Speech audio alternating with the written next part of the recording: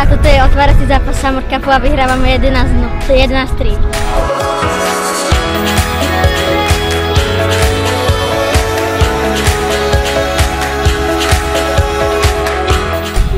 Hra v Rakuňa proti Žalke a vyhrávame 7-2. Takže chcem vám všetkým zaželať pekný deň.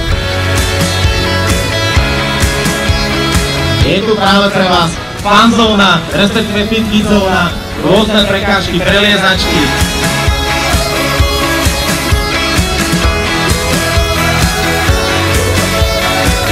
Čaute, máme tu turnaj teda v PlayStation a Xboxe Open Summer Cup 2017. Dá sa tu vyskúšať virtuálna realita.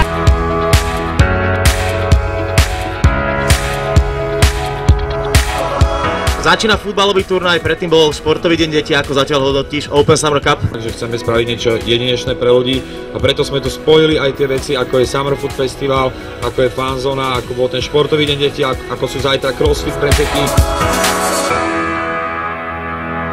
Chceme to organizovať každý rok. Moja idea bola to spojiť s tým crossfitom, čo sa podarilo, takže zajtra uvidíte na vedľajšom ihrisku nejaké crossfitové výkony. Možno vás motivujú, možno vy motivujete nejakých crossfiterov, že futbal je tiež zaujímavá hra. Držím palce chalani a ešte raz ďakujem.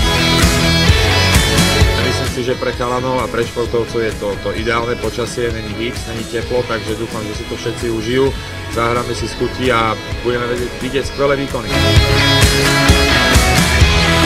Tak ja by som sa prvom rade všetkých chcel pozdraviť, poďakovať organizátorom za pozvanie.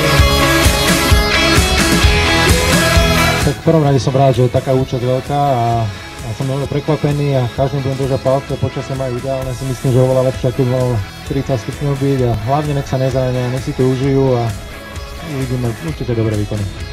Pokojne hore do pléna. Turnaj malého futbalu Open Summer Cup práve otvorený. Díky, Robo.